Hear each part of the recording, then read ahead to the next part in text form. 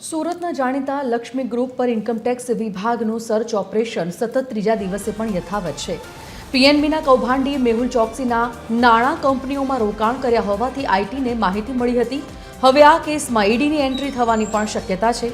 વસંત ગજેરા અને ચુની ગજેરા સહિત પરિવારના સભ્યો જે 30થી વધુ કંપનીઓમાં ડાયરેક્ટર છે ત્યાં ઝીણવટભરી તપાસ ચાલી રહી છે। આ સાથે જ બ્રોકર અનિલ બગદાણાને ત્યાં પણ દરોડા ચાલુ છે, જેમણે વિવાદિત જમીનોના સોદામાં કૌભાંડ આચર્યું હોવાની પણ આશંકા છે। સૂત્રોના જણાવ્યા અનુસાર રિયલ એસ્ટેટના રોકડ વ્યવહારોના નાણાં વસંત ગજેરાના ભત્રીજા મારફતે હોંગકોંગ મોકલવામાં આવ્યા। આ ઓપરેશનમાં મોટા પાયે રોકડ અને વાંધાજનક દસ્તાવેજો મળી આવ્યા છે, જેની તપાસ હજી ચાલુ છે।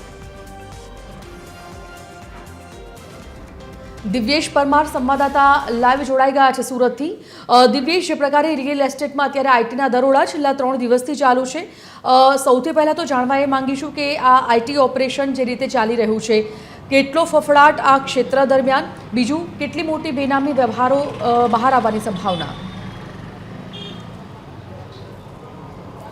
बिल्कुल संजीवनी, जे प्रकारे लक्ष्मी ग्रुप पर जे ईडीना जे आईटीना दरोड़ा चाली रह्या छे तेमां हवे क्यांय ने क्यांय जे प्रकारे 3 दिवस थया छे ने 3 दिवस जे प्रकारे रेड चाली छे त्यारे हजू पण त्रीजा दिवसे रेड यथावत छे ने जे प्रकारे मोटी मात्रामां जे वांधाजनक दस्तावेजो अने रोकड़ पुरावा छे ते मळ्या छे ने खास करीने आखी जे आ रेड दरमियान हवे जे प्रकारे स्टाफ छे ते त्रीजा दिवसे वध्यो छे, कारण के एक बाद एक एम अलग अलग तपासमां अलग अलग जे प्रकारे वांधाजनक दस्तावेजो मळ्या छे ने तेमां हवे ईडीनी पण एंट्री थई शके छे, कारण के जे प्रकारे रोकड़ रकम पण मળી હોવાની વાત સૂત્રો દ્વારા સામે આવી રહી છે। ત્યારે ખાસ કરીને જો ગજેરા બંધુની વાત કરીએ તો તેમના પરિવારમાં જે વસંત ગજેરા છે તેમની 32 કંપની, ચુની ગજેરા છે તેમની 41 અને તેમના ભત્રીજાઓ વૃષાલની 23, જતીનની 8 તે તમામ કંપનીમાં ડિરેક્ટર છે। સાથે સાથે મહત્વની વાત એ છે કે જે પ્રકારે આ ઇન્કમટેક્સ ડિપાર્ટમેન્ટને જે માહિતી મળી હતી કે પીએનબીના કૌભાંડી જે મેહુલ ચોકસી છે તેમના નાણાંઓ આ કંપનીઓમાં રોકાણ કર્યા છે ને તેવી જ માહિતીના આધારે આઈટી દ્વારા રેડ કરવામાં આવી હતી। હજુ જે પ્રકારે કહી શકાય કે 30 થી વધુ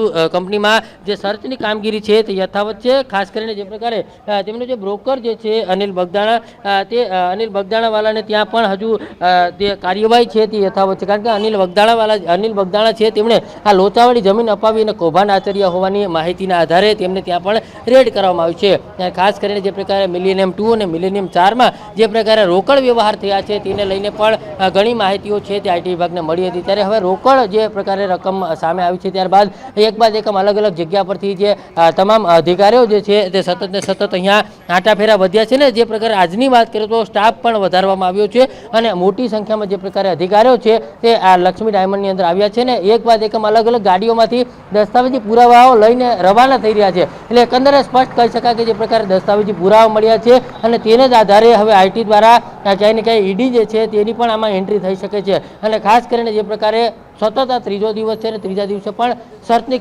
કામગીરી છે તે યથાવત છે। હવે જે અધિકારીઓ છે તેમના આંટાફેરા વધ્યા છે ને અધિકારીઓ મોટી સંખ્યામાં લક્ષ્મી ડાયમંડની અંદર આવ્યા છે, તેનાથી સ્પષ્ટ થઈ રહ્યું છે કે મોટી સંખ્યામાં વાંધાજનક વસ્તુઓ જે છે તે લક્ષ્મી ડાયમંડમાંથી અને જે બિલ્ડર ગ્રુપ છે તેમના રિયલ એસ્ટેટ છે તેમાં અલગ અલગ જગ્યાઓ પરથી અલગ અલગ પુરાવા મળ્યા છે અને તેને એકત્ર કરવાની કામગીરી અને તેમની તપાસ કામગીરી હાલ ચાલી રહી છે।